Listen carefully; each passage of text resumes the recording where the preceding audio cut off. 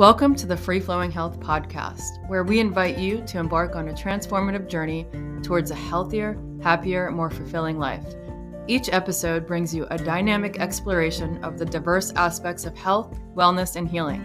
I'm your host, Lisa Brown. Join me as I engage in intimate conversations with inspirational guests who share their unique stories and insights. These conversations will take you beyond conventional thinking, encouraging you to break free from the constraints of a one-size-fits-all healing approach. Our mission is to empower you with the knowledge, tools, and motivation needed to inspire real change. Are you ready? Let's dive in. Welcome back, everyone, to the Free Flowing Health Podcast. I have a special guest today. She's a pharmacist and healthy eating coach, amongst many other things, which we'll get into as this episode moves along. So Sandhya, welcome to the show. Is there anything that I missed? No, that's perfect. Thanks, Lisa. It's lovely to be here. Hopefully I didn't butcher your name too much. I know you're located in Sydney, Australia, so it's 8 a.m. on Sunday morning for you, 4 p.m. for me here in sunny Southwest Florida. And I just appreciate your time. So thank you for being here. Thank you so much for having me. So I know you're all about fun and games. You bring that to your coaching practice as well as into the workspace and when you communicate with people and just in life. So I'd love to begin for us to play a game since this is our first time meeting. And that's what I love about technology. It makes anything and everything possible. So I'll give you 3 choices here if you're a game to play a game, and then we can get started breaking the ice. What you think about that? Oh, I love this. I love this so much. Never have I ever, would you rather, or 2 truths and a lie? Let's see what resonates. Oh, okay. I think would you rather is probably the one that's coming up. I love that. Okay, so we have to put one hand up, right?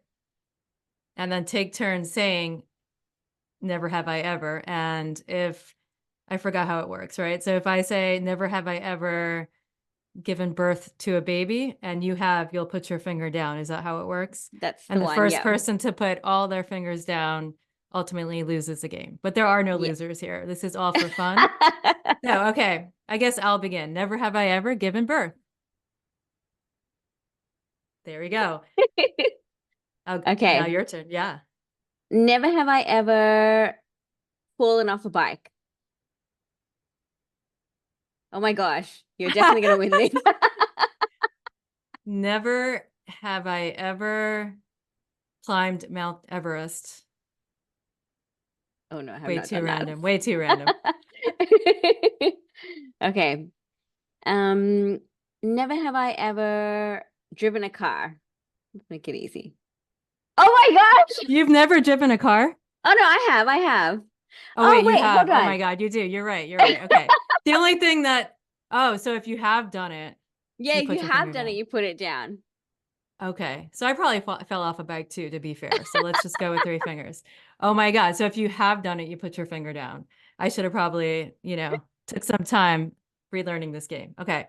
Never have I ever almost drowned in a swimming pool. I definitely haven't done that one. At least I can doggy paddle. I can't do very much more right now, but I can get there. I can float. Yeah. Exactly, right? Never have I ever walked past a piece of chocolate without having some. I have an addiction to dark chocolate. I like to think it's a healthy addiction. So, okay. So never have I ever oh my God, grown a beard. I'm really hoping both of us we both didn't put our fingers down because I should have prepared some questions in advance, right? Look what's coming up right now. Never have I ever shaped my eyebrows.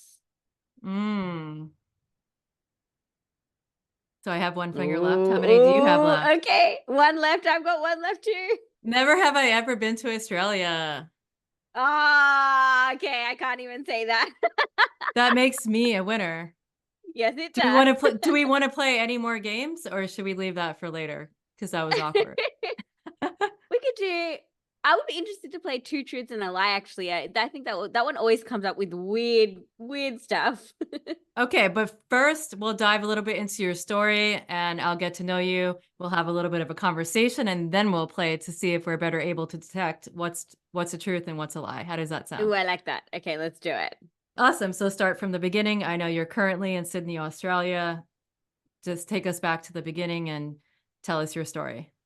Absolutely. So I am a pharmacist. I've been a pharmacist for 12 years, more than 12 years actually now.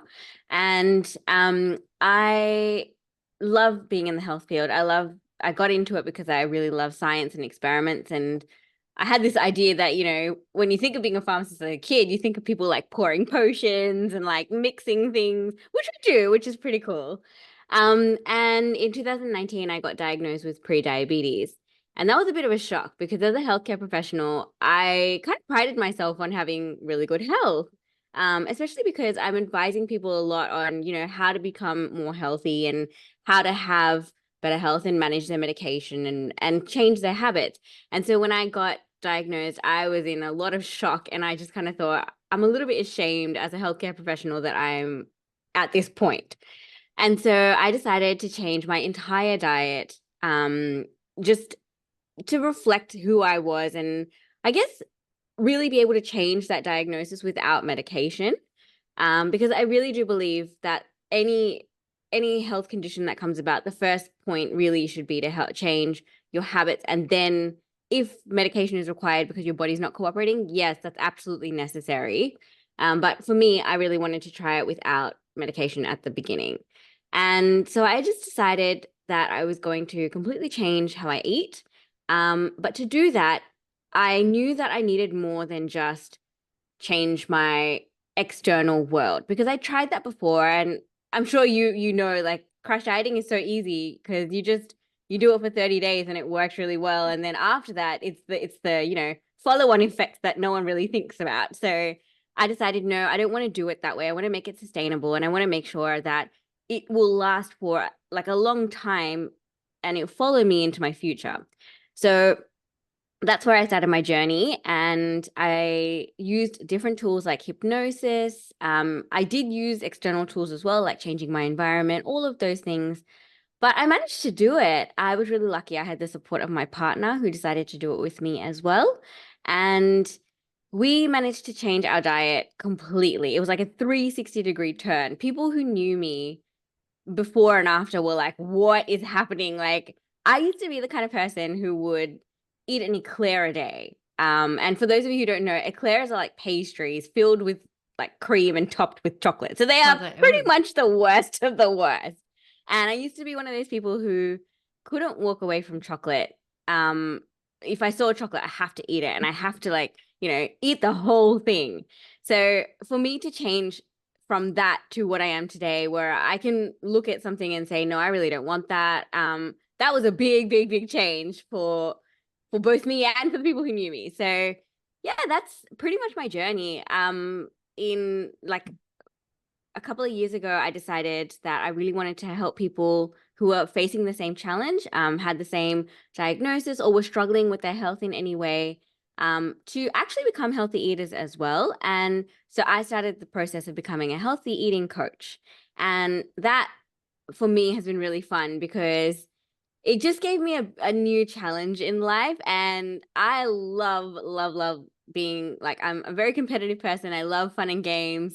And so I decided I really wanted to take this thing that most people find really boring. Like when you think of healthy eating, people generally like, oh my gosh, I have to be healthy today. Like, oh, I really just don't want to be healthy. And I decided, nah, I'm going to make it fun. I did that in my own journey as well. I turned it into an entire, like the whole thing was a game for me and an experiment. And that's what really made it sustainable. And nowadays I can, like my health is pretty set, which is really the goal. So yeah, that's how I got into this and that's my journey.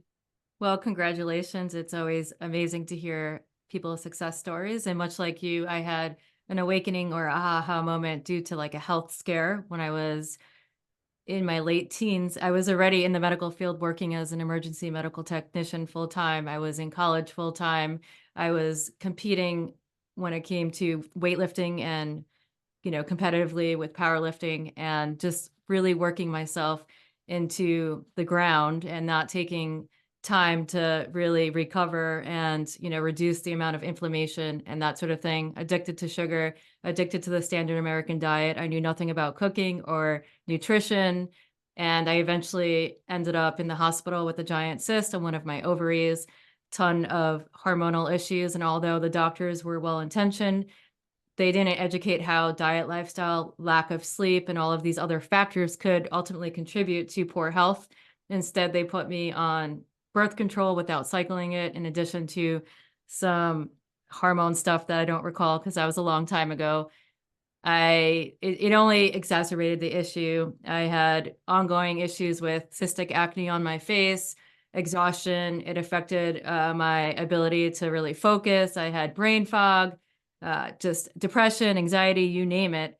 And then I decided to take my health back and empower myself to learn a different way of being and eating, and re-educating myself, making small changes over time that ended up being a lifestyle, because I don't like the word diet at all. I like to throw it out the window. No one size fits all. I know different approaches, different things work for different people. So a similar journey, just having that aha moment, not wanting to be sicker than I already was. Maybe it was your situation wasn't as extreme as mine, because I was really feeling it and it took a long time to recover and bounce back. But just like you like to make healthy eating and health in general fun, I like to make it cool, hence the name Free Flowing Health. And that's what I like to bring into my business and working with people as a private chef, as a lifestyle coach, as a yoga teacher. I guess I'm pretty fun too, but I would love to dive more into what fun means to you, if you can just define it. How do you bring it into your life, and how do you, you know, impart it onto your clients? Yeah, absolutely. So fun for me is very dependent on the word play. And play is something that is unstructured. It promotes creativity and it allows you to be in a flow state without like it's really creative. So it means that you can't really plan it.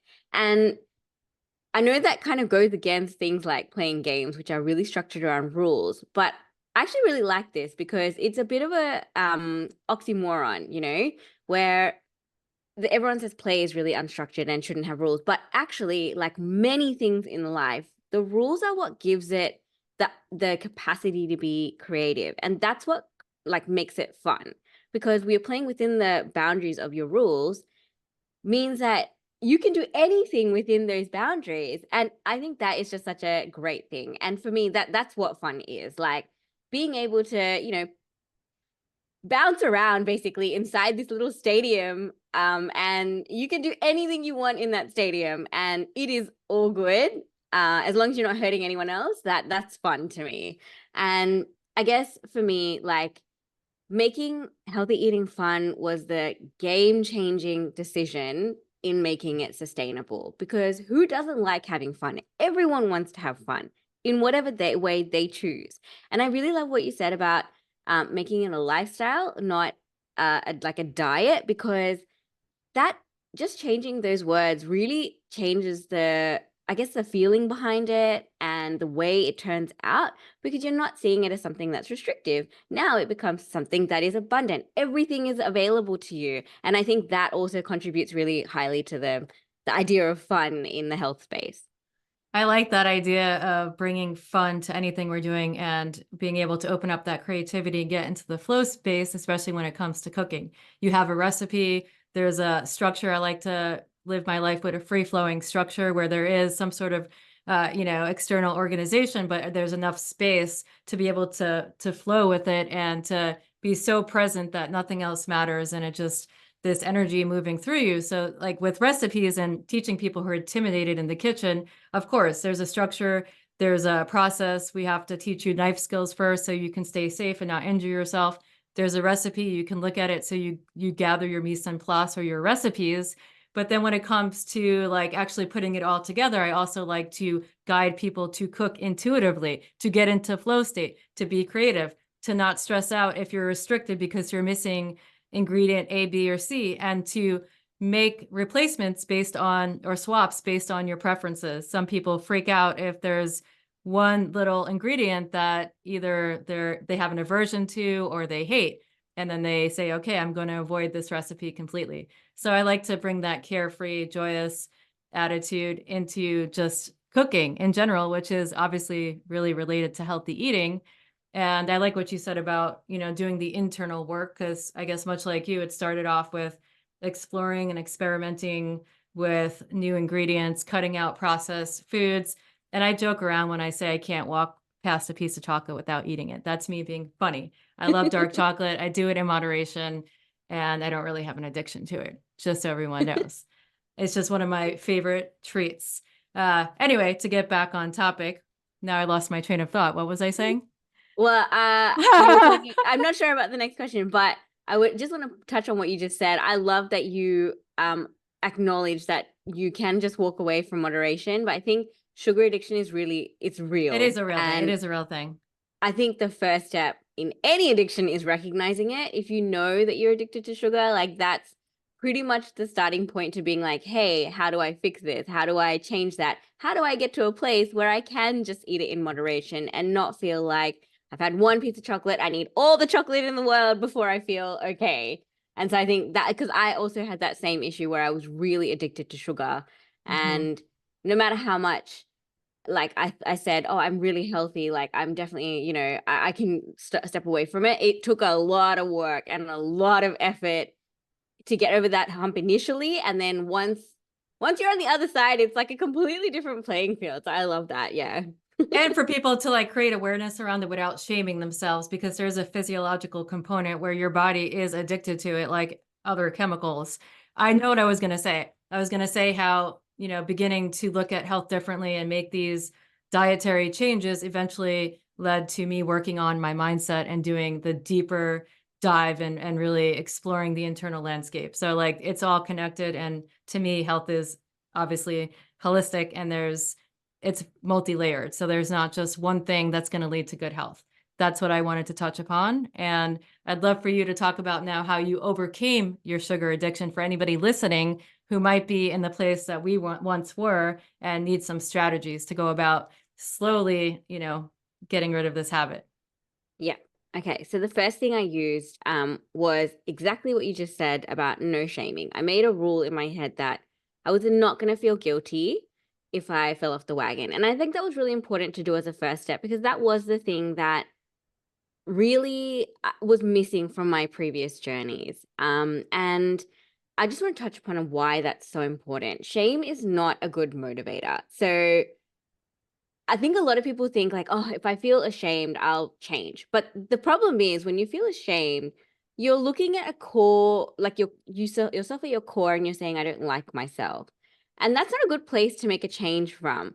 The ideal situation would be you're saying, it's okay to make a mistake. I'm just going to learn from that mistake and move past it and grow. And I think that's like, it's just one step away from shame, but it's a really important step to take first. And that was where I started. And the second tool I used was hypnosis. Now, it's not what you think.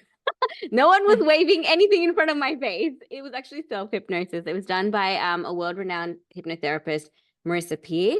And she, like, her program was really great because it was very specific to food. That's really important. It has to be specific to the problem you're trying to overcome. So sugar addiction or overeating, mindful eating, whatever it is that you're struggling with.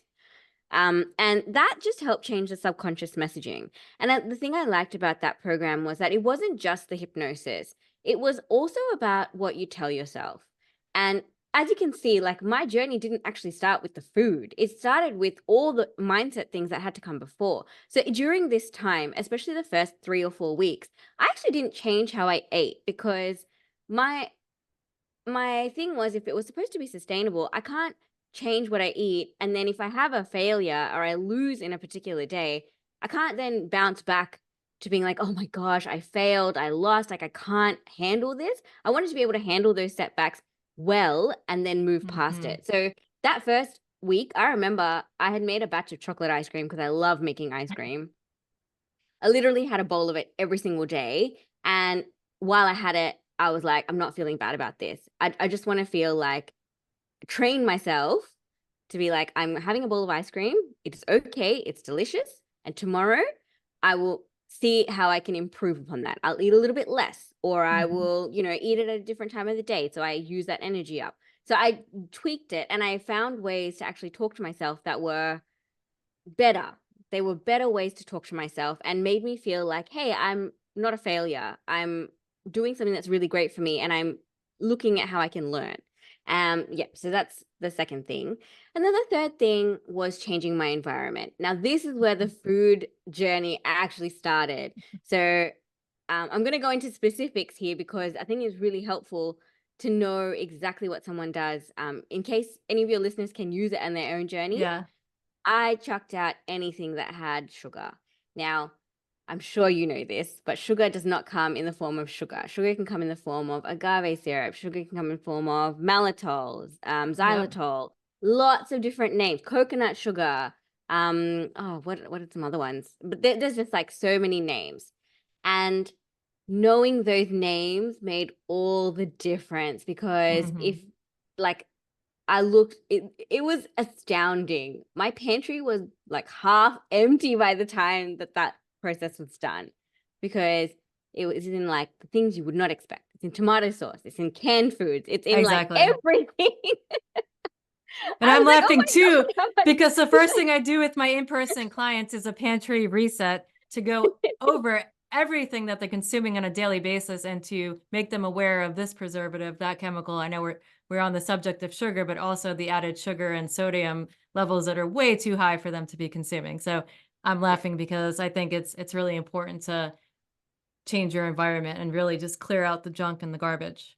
Yeah, I love that. And like I know again, I know we're talking about sugar addiction, but this could be done for anything. Like if you decide Hmm. you don't want to eat too much salt, look at the salt level in the recommended day and figure out what foods fit that and don't. And I think that's that's the game changer, right? Like that's knowing what you want, being specific with exactly what you want to put into your body makes all the difference as to what you actually have in your pantry. And so I really love that that's one of your first steps because that changing your environment is pretty much a really good guarantee of like if you're going to succeed or fail. So yeah, I really love that. If you don't Um have a fourth step, I can add one. my fourth step was basically just taking small action and repeating it every single day. And I So think consistency. yeah, consistency. So it's really funny, right? Like you think a food journey is going to be like make this particular recipe, make this, like special ingredient thing, but actually the food journey is mostly about mindset. So, Mhm. yeah. I What's your totally fourth agree. step? Oh, What or was my your fifth step, because I would just add to what you already stated, is to maybe find an accountability partner or a support system. Obviously, you had your partner, so that was a smooth ride for you. But I find that, with technology and the internet, that it's possible to put yourself out there, join groups of like minds, and then just put the call out there for an accountability partner, somebody who's on a similar path, so you guys can at least exchange, successes. And even if you're falling off track and, you're not perfect, it's all good because you have somebody in your corner who's, celebrating your wins with you as well as your losses. So I think just grabbing somebody, bringing them on the ride without forcing them. Of course, I encounter a lot of people where their families are not on board with the changes they're looking to make. And it's really about them putting themselves first and not worrying about anybody else, because eventually their positive changes and improvements in their health are going to affect and influence naturally the people around them. But to get somebody who's on board that you can check in with, even if it's a coach, right? You can hire a coach, but if you don't have the funds or resources to do that, find somebody out there to be your buddy, your accountability buddy. Yeah, I definitely agree with that. That actually brings one of the social aspects to it, which actually increases your fun level, especially if you're someone who really you're an extrovert or you really enjoy the social like social connection. That can just like boost the level of fun you're having in your journey quite a lot. So, yeah, I definitely agree with that. And if I had that back then, if I knew then what I knew that now, because I was it was about 20 years ago when I embarked on this journey.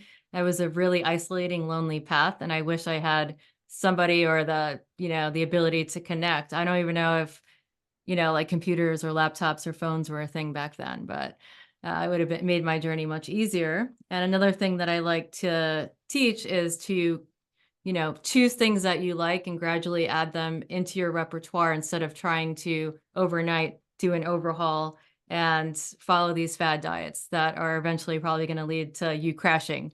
So crowd in the good stuff that you like, make it fun, make it enjoyable, and then slowly your taste buds will begin to change. You'll see, yeah, you have more energy levels and all of the positive things that come along with making these changes. And it'll just keep you on track. It'll motivate you to continuously do better.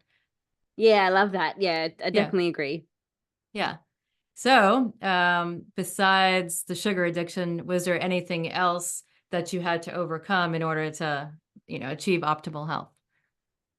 So I think you mentioned it a little bit, but the one of the biggest hurdles was translating what I wanted to the people around Hmm. me. And I found that Hmm. it wasn't actually the people who didn't know me. It was the people who like loved and cared for me the most, who were the most difficult to convince that this was okay. And the way I got around it was just repetition. And again, I know this sounds really boring, but the way I like to think of it is in a game, you're playing the same rules every single time. And the more you play, the better you get at that game. So my game here was convince everyone else, or not even everyone else, convince myself that I'm doing the right thing for me. And so it was about constant repetition, changing the images I saw in my head around what I was eating. And it takes about 10 days for your taste buds to adjust to something new. So it's really all about making what is unfamiliar to you right now familiar, and making all the things that you don't want to include in your eating journey unfamiliar.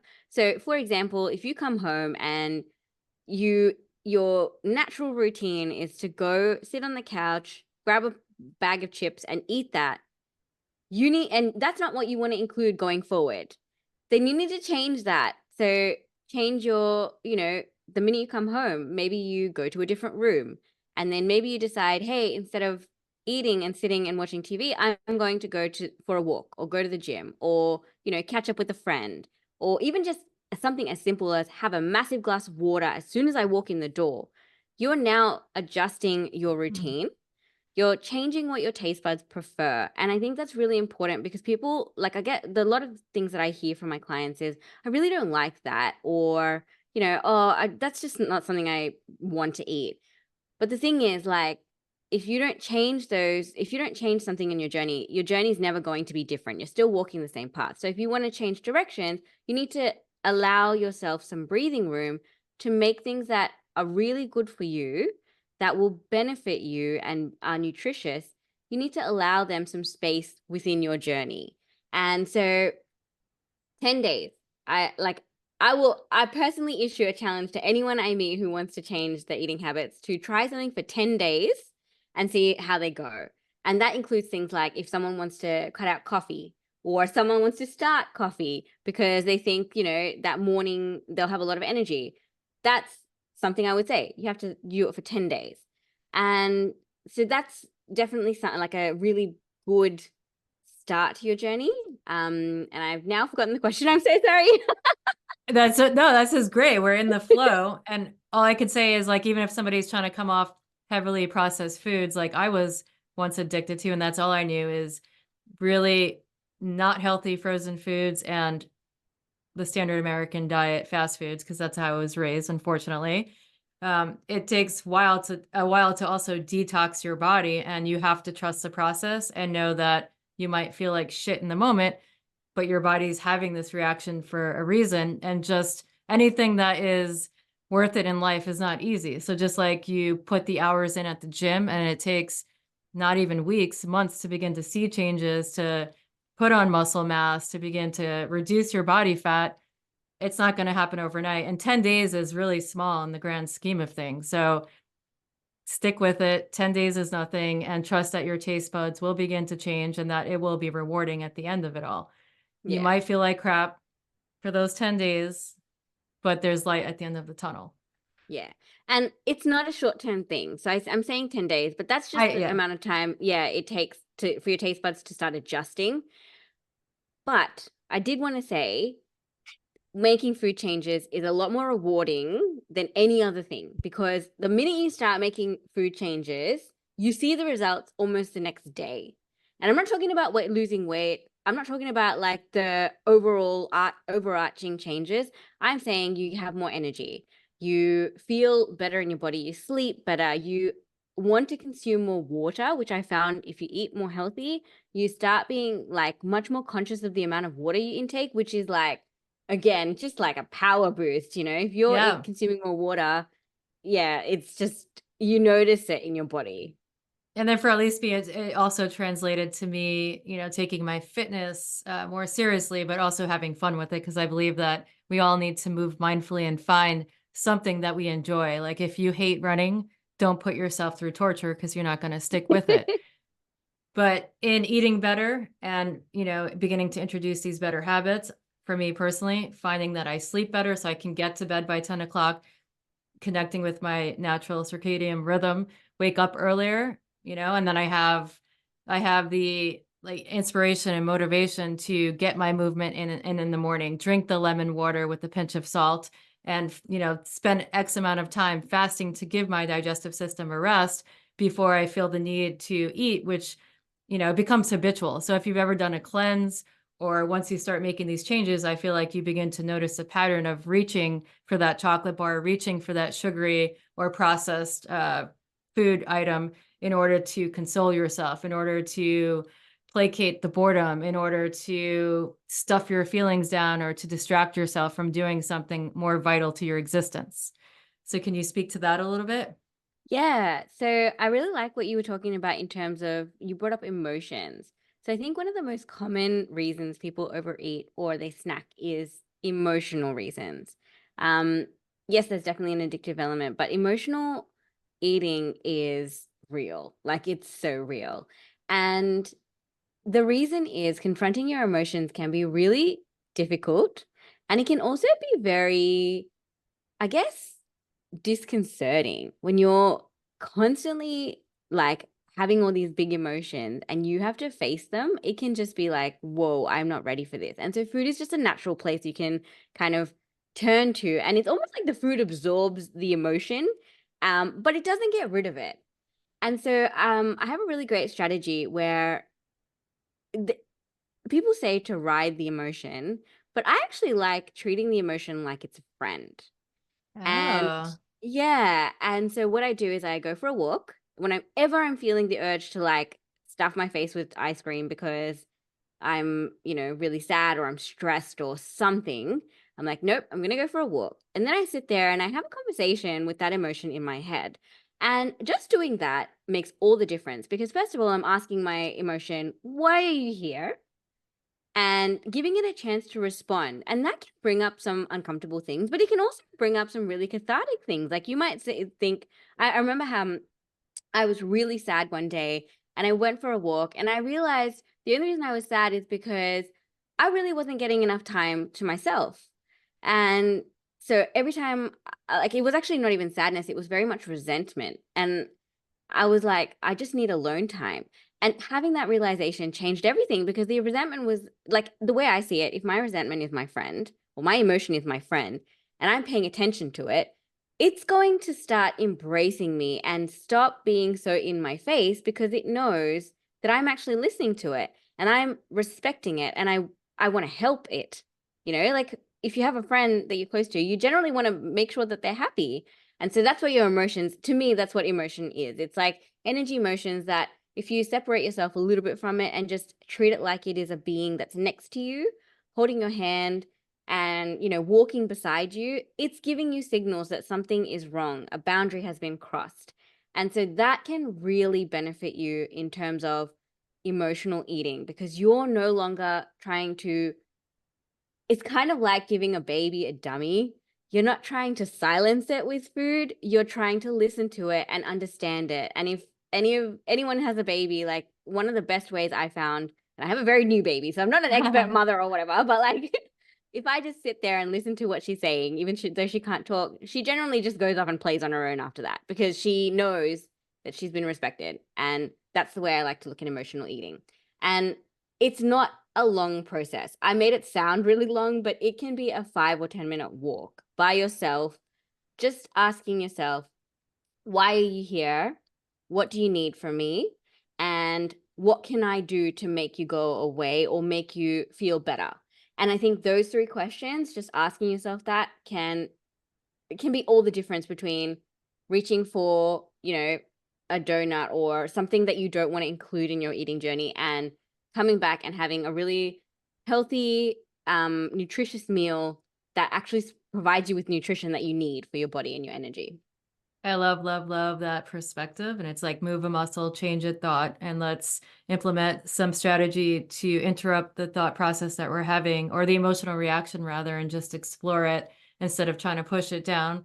We're here to experience all the wide human emotions, spiritual beings inhabiting these physical bodies, but nonetheless, we don't have to run from our emotions. So let's embrace them. Let's communicate with them, view them as a being. I love all that. That's a amazing way that you stated it. So thank you for that. Great advice. Now, when we're talking about sugar, do you also advise your clients to avoid like simple carbohydrates and to begin to look at other things that sugar, that it turns into sugar? So simple refined carbohydrates and things like that. Do you discuss those sorts of food items with your clients? We definitely discuss them. I, as a healthy eating coach, really believe that everyone's journey is different. So there will always be some things where I might not eat it, but my clients will. And that is completely fine because Yeah. like everyone's journey is different. So I can't say something is going to be better or worse for them. But there are some basic rules, like know what you're eating. If you know what you're eating and you're happy to include that in your eating journey, absolutely go for it. But if you don't know Right. what you're eating and you're just mindlessly reaching for something, that's where I'm like, no, you need to really think about what you're putting in your body. And if you're happy to put that in your body, absolutely go for it. If you're not happy to put it in your body, that's when we start discussing alternatives and things that might better nourish the body or give you more energy or even just taste better. Sometimes like I found that once you start changing your food intake and start introducing more healthy things, your tastes and preferences change. So I actually can't handle too much sweet stuff anymore. And like I said, I was the opposite before. Like I needed all the sweet stuff.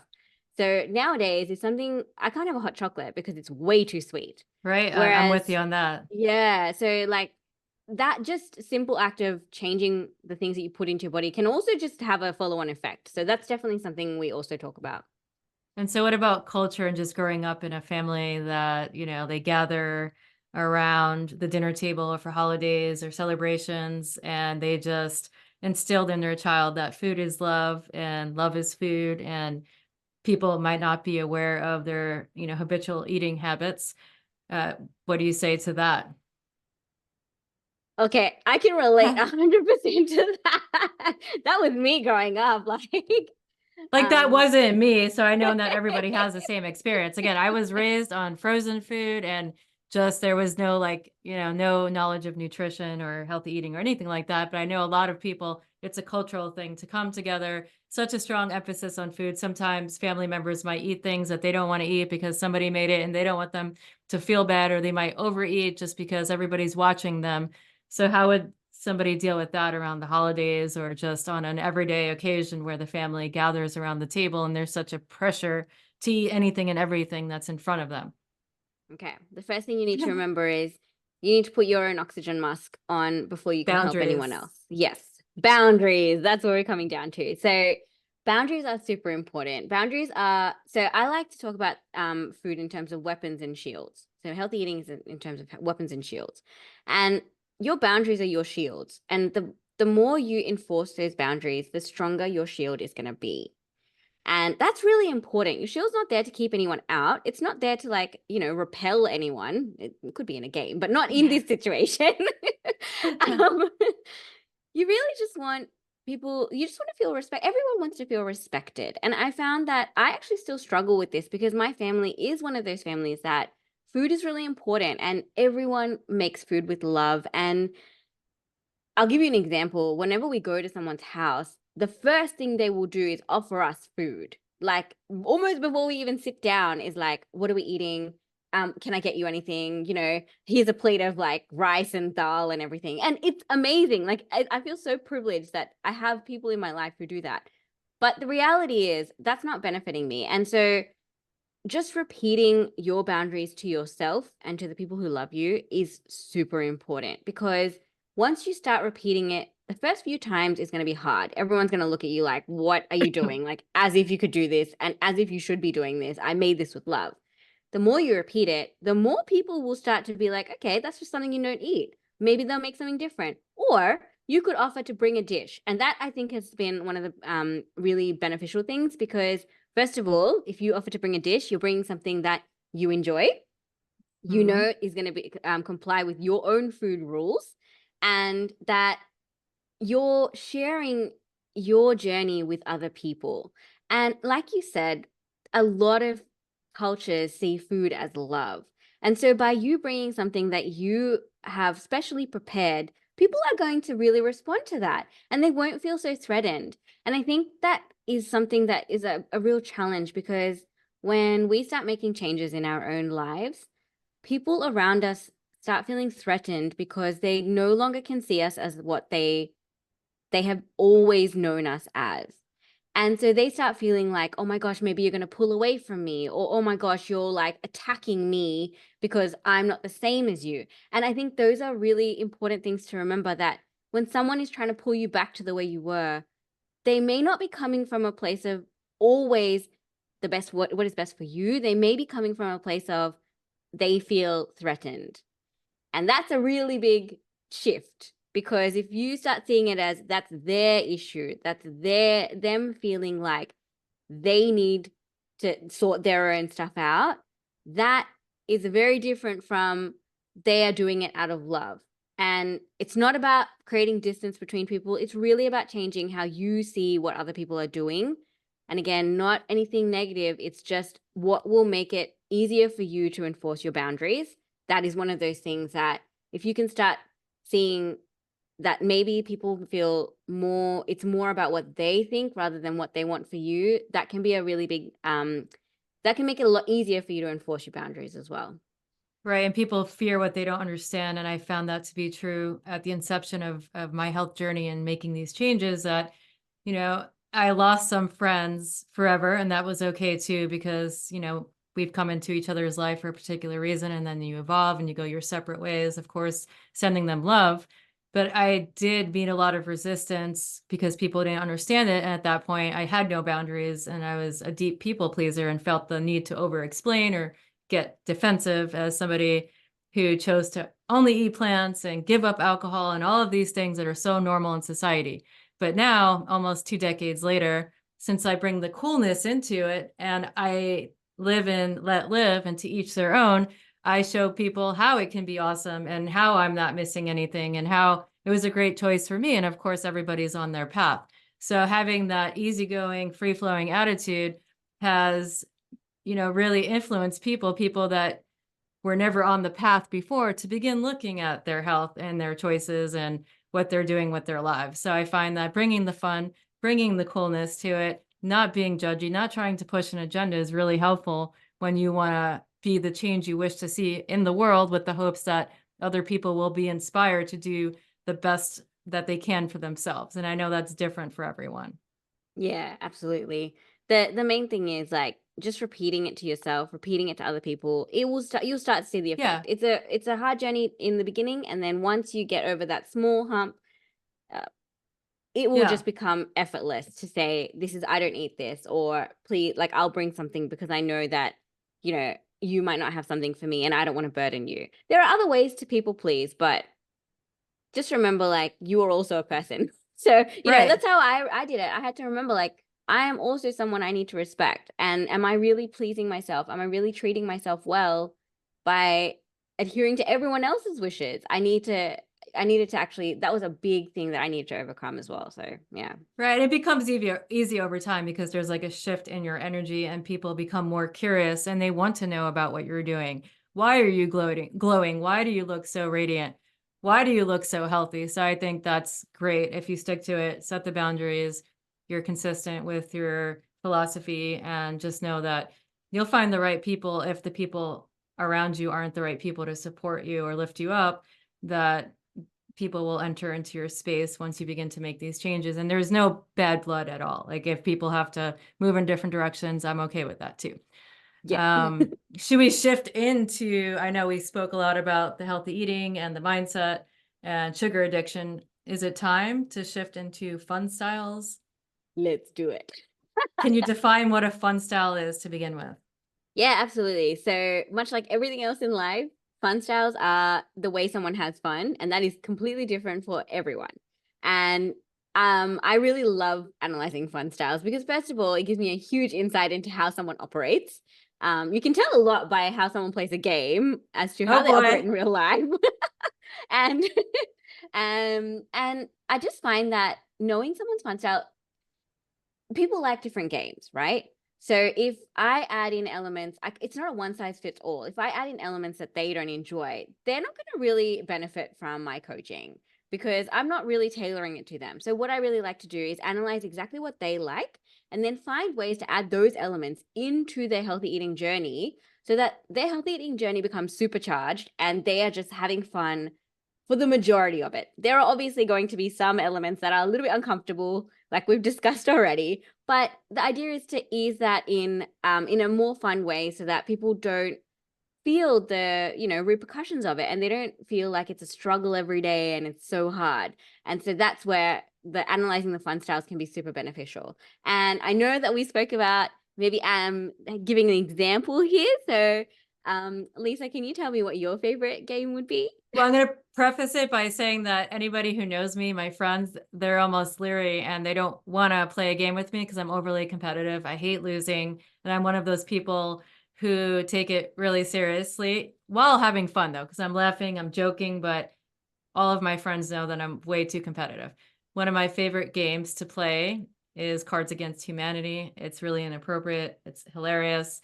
I also enjoy chess. I'm just beginning to learn it in the last year or so. I even purchased a chessboard and I like learning the strategy of it. I like challenging myself. I like being in the flow state, but still highly competitive. And yeah. Okay, so what you've mentioned quite a lot there, that I definitely would incorporate anyway. So for someone like you, I would put in levels because that would really target your competitiveness.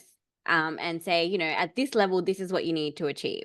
And I have a feeling doing something like that would just make you race through to your end goal because that would just hit the competitive part of your brain so well that you would be like, no, I must defeat this. I must. And I know because I do that too. I'm very competitive as well.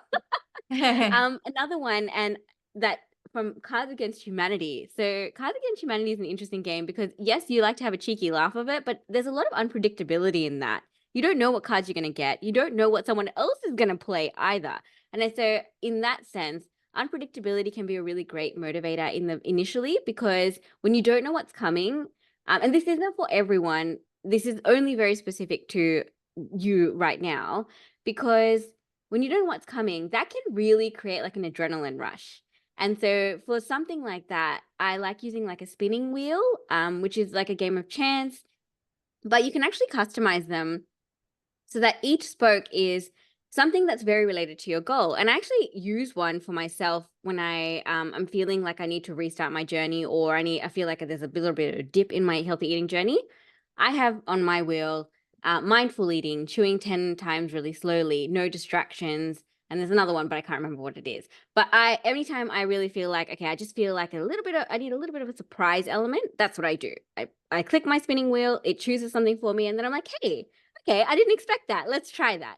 And so that can really help. And there's a lot of different ways to add that in unpredictability. I will just say unpredictability is not a great thing to use long term, but it's really good for those moments where you just need like a bit of a refresh, or you're starting out your journey, or you're just feeling like I've just had a bit of a down day. I really just want something a little bit more. I'm not so structured and I just want something that's just really easy and fun. Another thing about Cards Against Humanity is the social aspect. So for Yeah. you, and we have touched upon this, you would do really well with an accountability partner or even accountability group. And that's where coaches come in really handy, because it's like having a cheerleader who has all the knowledge and will push you in the right path that you want to go with the tools that you need, and still give you that level of accountability and level of social fun and the ability to have a laugh at, maybe something really funny happened. But you could do this with anyone. You could do this with a friend, especially if they share your goal. That is one of the biggest social media has grown so much because of that. Social connection is what we're all about as humans, and having a social partner for someone can really just boost their journey, because then you feel alone. You feel like, hey, there's someone out there, especially if they're sharing their goal, like they're going along with me. They are there if I fail to pick me up a little bit, and I can share my wins with them, and I can share a laugh, and that is a big, big indicator of success as well. And also, I have a tendency to be a super introvert. So opening myself in that way, being vulnerable and just having a laugh takes the pressure off, especially when it Yeah. comes to breaking the ice. When it comes to like people that I know and family, I'm more extroverted, but I would say 90% of the time I like to live in isolation, take time for reflection, be in the bathtub by myself while people are out doing whatever they're doing together. So Yeah. Oh, another one. Sorry, I just remembered. I've only played Cards Against Humanity like a couple of times, but I really liked the concept. Another one is puzzles. So you probably like problem solving a lot, especially since you said you like chess and strategy. Puzzle solving is a really great one as well, because and this is really good in terms of recipes, and also just figuring out, like, on a menu, if you look at a menu when you're going out and you have to puzzle through exactly which option is the best for you, that could be something that's really useful. Yeah, so that's definitely another element. There's so many ways we can, like, just tweak it. And it's not big things. It doesn't have to be like, go to an escape room that's all about healthy eating and get out of there. Ooh, I love going to the escape I room. know, me too. I went to one 3 weekends ago as well. Yes, I'm very much into the puzzles. But yeah, there's so many different examples of how you can tweak a healthy eating journey just to make it that little bit more fun, to make consistency really take off. So yeah. And what is your fun style? Okay, so my fun style, I actually have a quiz on my website of what your fun style is. So my fun style is, I'm a wizard. I'm all about achievement. I'm all about accomplishment. I'm very competitive, and I love puzzles, which explains why I'm a pharmacist, because I love having conversations to figure out, like, dive deep, and a Oh coach yeah, actually, to yeah. dive deep into people's, like, psyche and figure out what exactly makes them tick. So yeah, that's my fun style. But honestly, I just love laughing. Like, I'm kind of like you in that sense. I have a very morbid sense of humor. So I'm glad I'm not the only one. you'll hear me saying things sometimes, and you're like, "Whoa, what's happening there?" But it's just because I find it really funny. But that's just the way I see the world. So, and everyone is different with that. But yeah. And is this like your signature thing? Did you create fun styles? The fun style, yeah. So it was based on a lot of research done by experts in the field of Okay. fun, in the field of gamification, but I did customize it specifically to healthy eating. So yes, the reports. So when you do the quiz, it's like, it Yeah. takes you on a bit of an adventure, much like a D&D journey. Which hopefully it's not for everyone, but at the end of it, you get a report, which is a report that I have created specifically around your fun style and how you can utilize that for your healthy eating goal. And actually, I've made it so that if you needed to apply it to any other goal, you could. But it really just gives you, really, like, it's very actionable. I throughout my coaching, and as a person, I'm a very practical person. There's no point in having a concept if you can't apply it. So everything Yep. in that report is super, super applicable. And there's like so many action steps you could try. There's examples of what you could personally try and do, or even just to give you an idea of how to tweak it to your own journey. So for those people that are listening, D&D is Dragons and Dungeons, right? Is that Dungeons and what that Dragons. is? Yes, Yeah. yes, yes. Oh, Sorry. Dungeons and Dragons, the other way. No, no, That's no. either here nor Sorry. there. So everybody definitely visit. We're gonna put your information in the show notes, and in a minute I'll ask how people can find you. But in the meantime, I guess I just have a question that's lingering. I'm curious, as a healthy eating coach and just like where you've been on your journey, what kind of foods do you love to eat, or what does it look like on a daily basis? If you can just take me through breakfast, lunch, and dinner. I'm just curious, as a foodie, as a chef, and as a coach myself, I'd love to hear what you love to eat on a daily basis. Yeah, easy. Okay, so my breakfast is usually 2 eggs. I Hmm. don't eat a lot of bread unless I'm really in that. A lot of healthy eating for women, especially, is actually based on their cycle as well. So there's some certain phases of the cycle that I really want to eat bread and things like that. So I'll either have a piece of toast with 2 eggs and cheese and Hmm. avocado. So they're my four go-tos. Um, or I'll make, if I have the time and patience, you remember I have a young baby, I will make a frittata with like Ooh. pumpkin, spinach, mushroom, feta cheese. And I will like have that for the whole week. That's my breakfast. I like predictability. And I do actually really like routine. So I'm happy to eat the same thing every day. I know there's a lot of people who want different things every day, and that you can do that as well. You just have like two or three go-tos.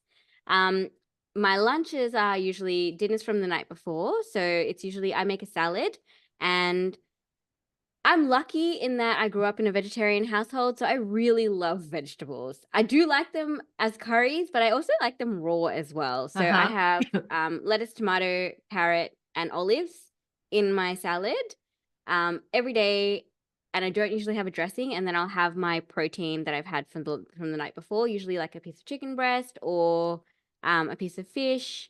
If I'm, if we've had like a really great dinner and we didn't have leftovers, I'll just put two boiled eggs in as well. Or even tofu. Tofu is really nice as well if you flavor it well. And then for dinner, I will preface this with my husband is an amazing cook and he does most of the cooking, so I am at a bit of an advantage there. Yeah. He'll make like chicken breast, or he'll make the meat portion and I'll make the vegetarian portion.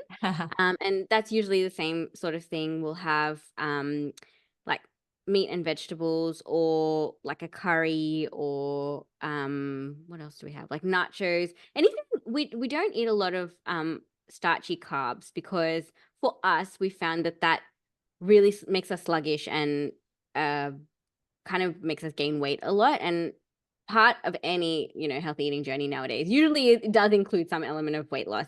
So we just found that for us, that is a treat, like not a treat food. That's something, an occasional food we will eat at like a special occasion, or if we're really craving it, or if it's like, a rainy day and we're just like, okay, we really just want comfort food. But most days we try and avoid that. But we do have corn. So like anything with corn tortillas, corn chips, or like polenta, those three we usually eat on a pretty regular basis as well. And then in Great. between, obviously, we have like popcorn. I love, love, love my fruits right now. Here, peaches are in season, and I'm like hoarding those so much.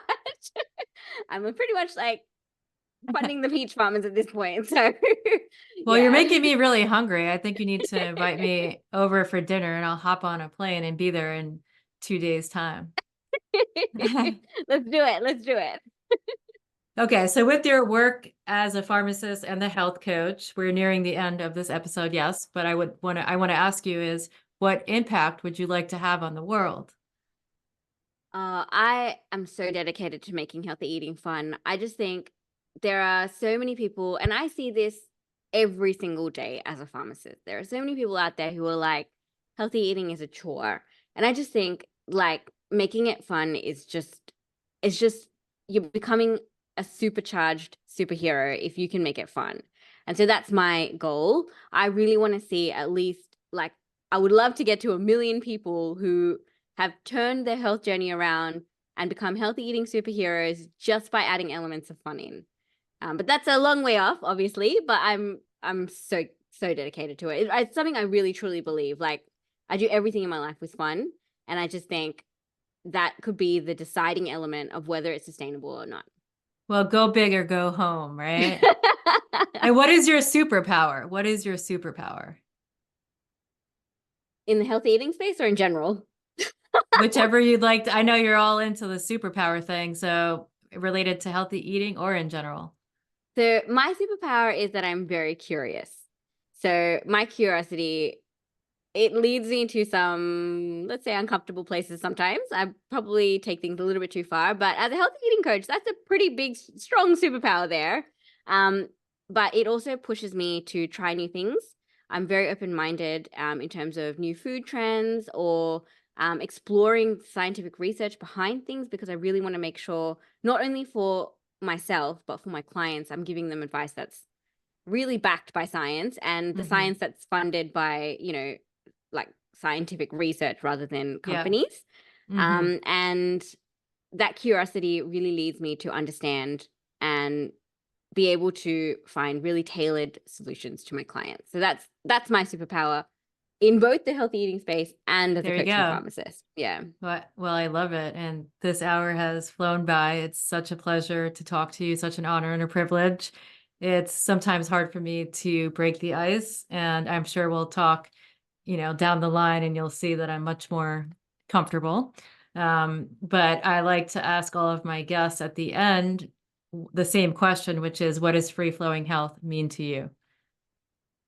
I love that term. It's very visually appealing. So it kind of brought to mind like a fountain and like a roller coaster attached, like a fountain, or a roller coaster made of water, if that makes sense. So free flowing health, it just means that your health is in such a great place that anything is possible.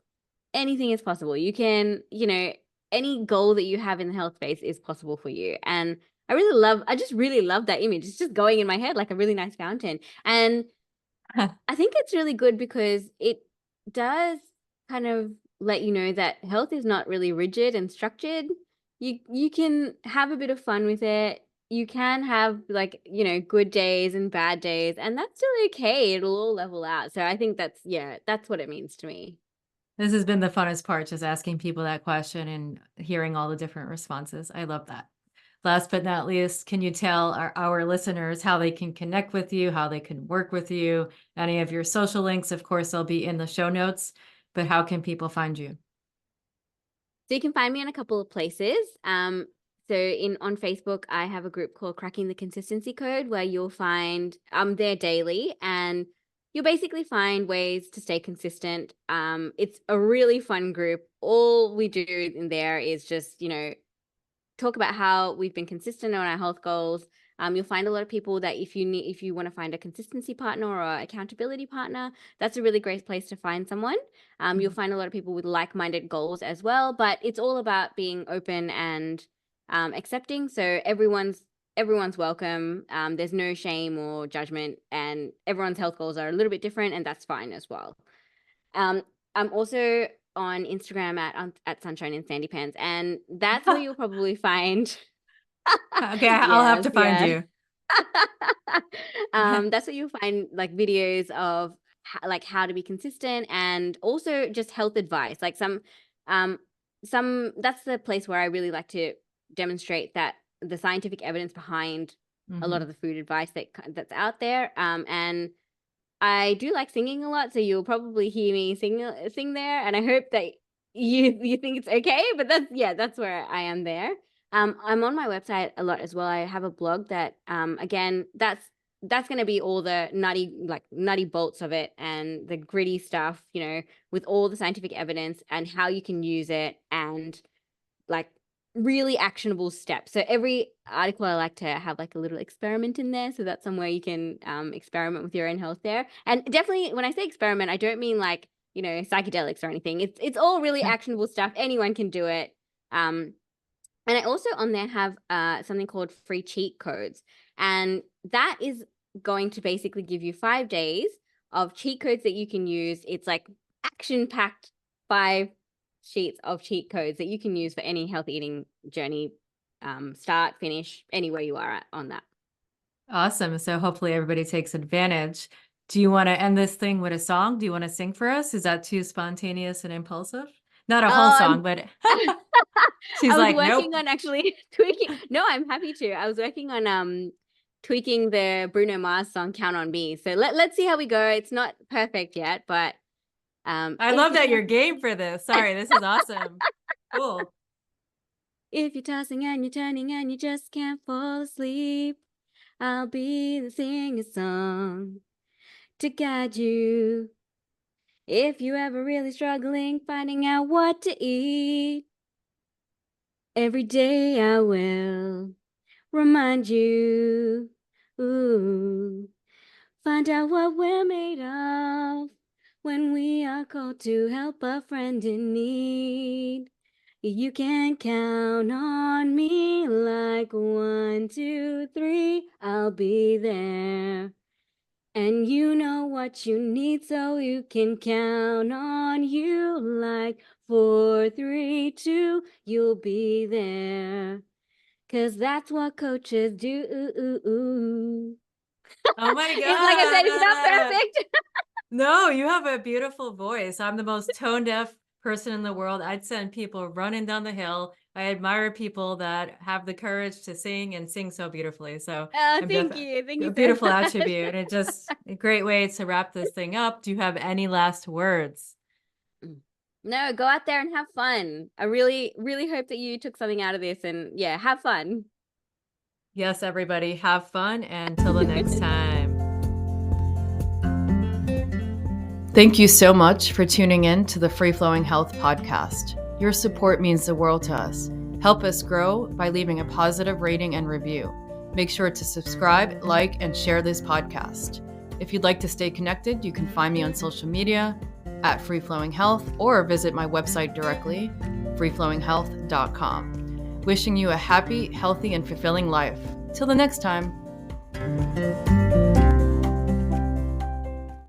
This podcast is intended for entertainment and informational purposes only and should not be considered legal, health, or professional advice. We are not responsible for any losses, damages, or liabilities that may arise from the use of this podcast. This podcast is not intended to replace professional or medical advice.